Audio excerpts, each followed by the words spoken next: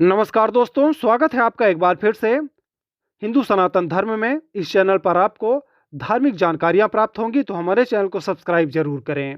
बात करेंगे द्रौपदी के किस पाप ने उन्हें नरक में पहुंचाया। दोस्तों, गीता का एक श्लोक है, यदा यदा ही धर्मस्य ग्लानिर्भवति भारत अभ्युत्थानम अधर्मस्य तदात्मानं सृजाम्यहम्। महाभारत के पहले युद्ध में खड़े अर्जुन जब अपनों से युद्ध की लड़ने की बात सोचकर विचलित हो जाते हैं, तो अर्जुन को समझाते हुए भगवान श्री कृष्ण यह श्लोक कहते हैं। इसमें वह बताते हैं कि जब जब धर्म का पराभव होता है, तब तब मैं धर्म की स्थापना के लिए अवतार लेता हूँ। श्रीमद् भगवद गीता में अर्जुन को धर्म का सार बताकर भगवान श्री कृष्ण अर्जुन को युद्ध के लिए तैयार करते हैं। अंततः युद्ध में धर्म की स्थापना के लिए लड़ रहे पांडवों की विजय होती है और कौरव मारे जाते हैं। युद्ध की समाप्ति के बाद धर्मराज युधिष्ठिर राजपाट संभालते हैं, 32 साल तक राज करते हैं। इसके बाद वह अभिमन्यु के पुत्र राजा परीक्षित को राजपाट सौंप देते हैं। दोस्तों, वेदव्यास की आज्ञा से राजपाट त्याग कर द्रौपदी सहित पांचों पांडव मोक्ष की तलाश में निकल चले। यात्रा के लिए उन्होंने सुदूर दक्षिण से लेकर उत्तर तक हर एक देव स्थान पर जाकर पूजा अर्चना करने का फैसला किया। जब वे उत्तर भारत के स्थान, जिसे आज के समय में उत्तराखंड कहा जाता है, वहां पहुंचे तो उनके साथ एक कुत्ता भी आ गया। वह भी आगे आगे चलने लगा। सभी ने उसे भी अपने साथ ले लिया। वो बद्रीनाथ के करीब पहुंचने ही वाले थे कि इंद्र का रथ उन्हें स्वर्ग ले जाने के लिए आया। हालांकि रथवान ने एक शर्त रखी कि इसमें कुत्ता नहीं जा सकता। इस पर सभी ने रथ में चढ़ने से एतराज कर दिया और पैदल ही स्वर्ग के मार्ग पर आगे बढ़ चले। कहते हैं कि सभी ने तय किया था कि वो सशरीर ही स्वर्ग जाएंगे। बद्रीनाथ से आगे बढ़ने पर सभी जन सरस्वती नदी के उद्गम स्थल पर पहुंचे। तब तक द्रौपदी बेहाल हो चुकी थी। उन्होंने नदी पार करने में असमर्थता जता दी। इस पर भीम ने तरकीब निकाली और बड़ी सी चट्टान उठाकर नदी के बीच में डाल दी। इससे बने पुल से होकर द्रौपदी समेत सभी सरस्वती नदी पार करके आगे बढ़े। मान्यता है कि माड़ा गांव में सरस्वती नदी के उद्गम पर बना पुल वही है जिसे भीम ने चट्टान डालकर तैयार किया था। वहां के लोग आज भी इस पुल को भीम पुल के नाम से जानते हैं। यहीं से कुछ दूर हिमालय की तरफ बढ़ते हुए द्रौपदी लड़खड़ा कर गिर गई और उनकी मौत हो गई। यह देखकर सभी आश्चर्यचकित हो गए। दुख से भरे सभी लोगों को यह समझ नहीं आया कि आखिर क्यों द्रौपदी उनका साथ सबसे पहले छोड़कर चली गई। आखिरकार भीम ने युधिष्ठिर से साहस करके पूछा कि द्रौपदी ने तो कोई पाप नहीं किया था, फिर क्यों वह हमारा साथ छोड़कर चली गई। इस पर निर्विकार भाव में युधिष्ठिर ने कहा कि द्रौपदी हम पांचों की पत्नी थी, लेकिन उसके मन में पार्थ के लिए प्रेम ज्यादा था, क्योंकि वह उसे ही योग्य वर मानती थी। पत्नी धर्म में यह पाप है।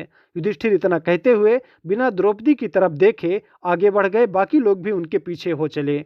मान्यता है कि इन पांचों पांडवों का स्वर्ग रोहिणी की तरफ जाने वाले रास्ते पर आगे बढ़ते हुए पहले सहदेव, उसके बाद नकुल, फिर अर्जुन और उनके बाद भीम की भी मृत्यु हो गई।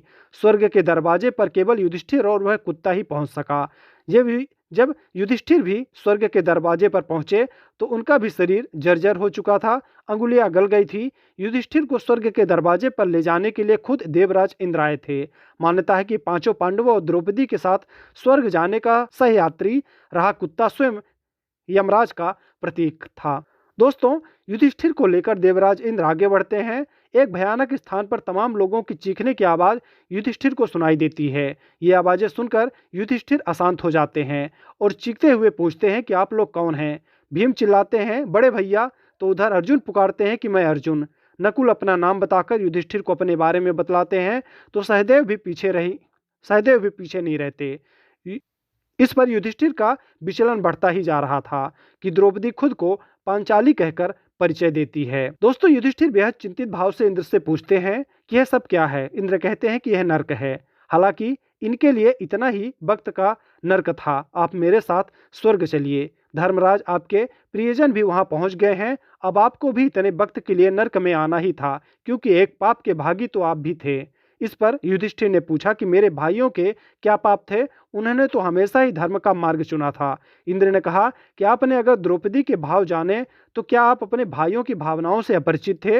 युधिष्ठिर को अपने प्रश्न पर शर्मिंदगी हुई। वह कहने लगे कि भीम को अपने बल का, अर्जुन को अपनी धनुर्विद्या का, नकुल को अपनी सुंदरता का और सहदेव को अपने ज्ञान का अभिमान था। इस पर इंद्र ने कहा, हाँ धर्मराज, अहंकार ही व्यक्ति के चरित्र का पराभाव है। इससे आप दूसरे प्राणियों का अपमान करते हैं।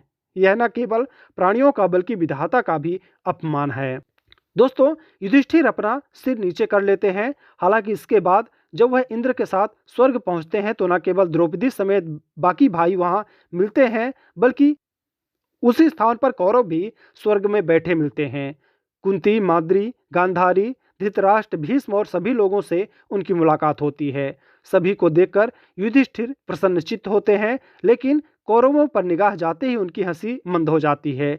युधिष्ठिर के भाव भाप कर इंद्र कहते हैं कि धर्मराज, भले ही इन्होंने पाप किए थे लेकिन इन्हें वीरगति मिली। ये युद्ध के दौरान ही अपना दंड भोग चुके हैं। ये स्वयं ही एक दूसरे के दुखों का कारण थे और एक दूसरे को खोने की पीड़ा भी इन्होंने वहीं भोगी है। धर्म क्षेत्र में हुए युद्ध में इन्हें दंड मिला है, इसलिए ये स्वर्ग के भागी हुए हैं। तो दोस्तों, ये जानकारी थी आपके लिए। आपको जानकारी कैसी लगी आप हमें कमेंट करके ज़रूर बताएं। वीडियो अच्छी लगी हो तो लाइक करें। चैनल में अगर आप नए हैं तो चैनल को सब्सक्राइब जरूर करें। जय श्री कृष्ण।